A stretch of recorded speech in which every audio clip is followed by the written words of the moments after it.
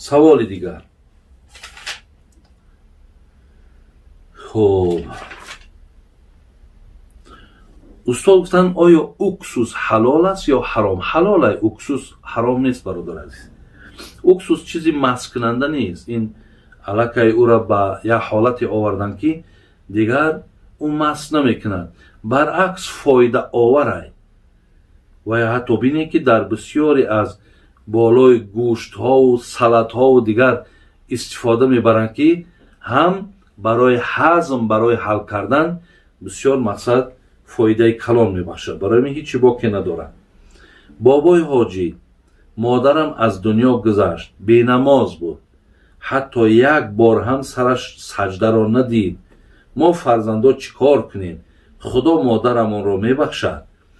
انشاءالله برادران عزیز، ناامید شدن در کار نیست.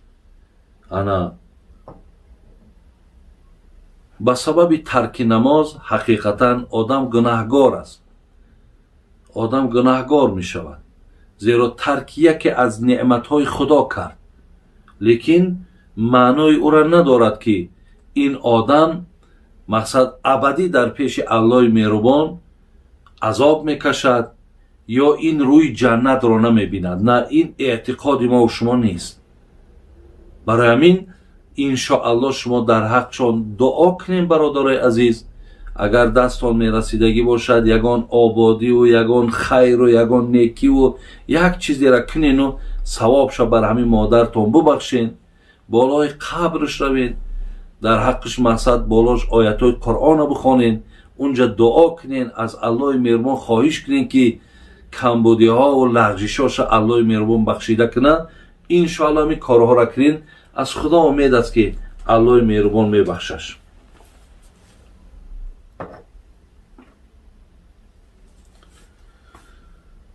بابا جان، در نماز در پا محسی داشته باشی، بعد نماز اگر محسی را از پای کشی طهارتت میشکند یا نه؟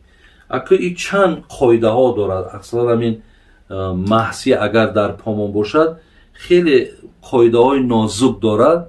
برای همین ایارا هم فهمیدنم کم کم ممکن برای آدما مشکل باشد. لیکن یک کار است که اگر من مثال سحر وقتی طهارت میکنم، طهارت یعنی پای هاما میشوم، طهارت یعنی بطون میکنم، بعد از اون محسی هاما میپوشم. انا که در همین بین آلی مقصد طهارت من نشکسته، تا همون طهارتم نشکسته نه، اگر همین محسی هاما یعنی بامدادم که خواندم، اگر با محسی اگر از پام بیرون شم که کنم، طهارت من شکستگی نیست.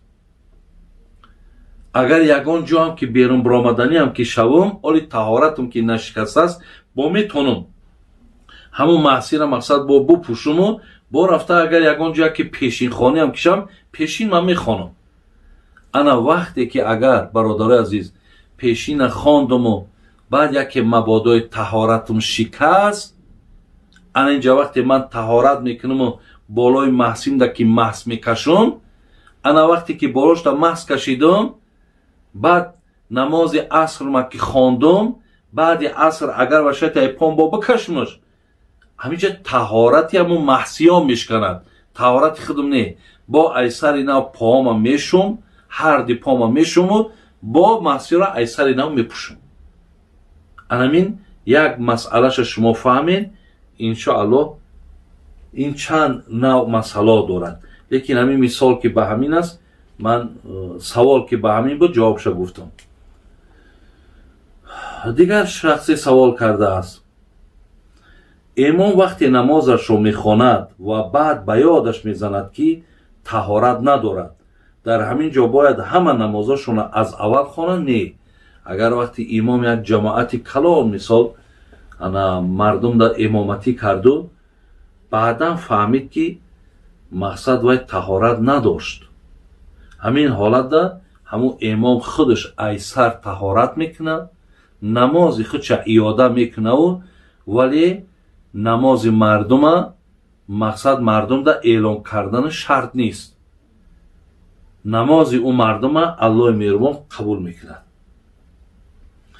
устодҷон мегӯянд ки дар давраҳои пеш як шоҳ биҳиштеро дар рӯи замин сохтааст. Ин дуруст аст ё на? аки ира нисбат метавон бо ҳамун намруд лаънатуллоҳи алайҳ ки гӯё дар рӯи замин ҷаннат сохт ва хост ки мақсад ҳамунҷа дохил шавад, лекин ба ҳамун мақсадаш нарасид. оли то ҳол ба ҷаннат норафта ки мақсад ҷонша худованд дар болои асп гирифт. хилас ҳар хел ҳамин хел ҳикояҳо мекунанд, лекин ино асл надоранд. ино асл надоранд. шахсе ки танҳо намоз мехонад метавонад ки бо овози баланд намозашро хонад. одами танҳогузор, бародарои азиз, метавонад намозоша, яъне намозҳои панҷвақташа хоб баланд бихонад, хоб паст бихонад.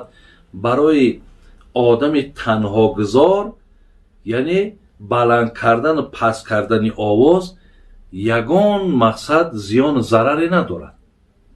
фақат ин намозҳоро паст хондану баланд хондан хоси имому ҷамоате. лекин агар мо намози қазоиёмон агар хонем, ин ҳолата ҳатман паст мехонем. лекин панҷвақтаҳомона фарқе надорад. агар баландам ки хонем ягон зиёне надорад, агар танҳогузор бошем. хоб мегӯянд ки баъди дастро шустан обашро агар такки гуноҳ аст, оё ин ҳақиқат дорад ё на? мақсад баъзеҳо таҳорат мекунану мақсад бо палатинса бигем ё дастмолшон дастҳошона қоқ намекунанд, балки меистанд ҳамин хел то вақташ то худаш хушк шудана. бале дар ин боб ҳадисҳоам аз модармон Маймунам дар имом Бухорӣ омадагӣ аст ки вақте ҳазрат ғусл кардан ва барои ӯ мақсад як дастмоле додан ки баданша пок кунад, пок накард баданша. лекин ин маънои ӯра надорад, бародарони азиз, ки мо мақсад баданҳомона хушк накунем, ҳамта истода кай худаш хушк мешавад. хоб яъне ин аз зарурот нест. ин аз зарурот нест. агар бо ба шарте ки ягон хавфе бошад ки мақсад ҳамун ба ҳолати тариб буданаш ягон хунукие дар мо ё зиёдшавии беморӣ мо бошад, ин ҳолатда ҳатман воҷиб аст ки мо саломатимона ҳифз кунем.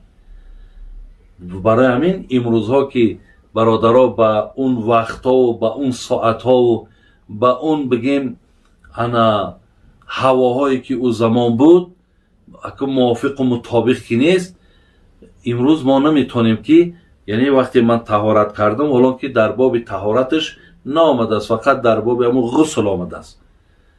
барои ҳамин яъне истода худаш хушк шавад, ин зарур нест. мо метавонем дарҳол мақсад таҳорат кардем, ҳамун палатинса қати худмона пок кунему, мисол пӯшему бирем дарав намозҳомона хонем. яъне аз зарурот нест, бародарони азиз, ин масъала.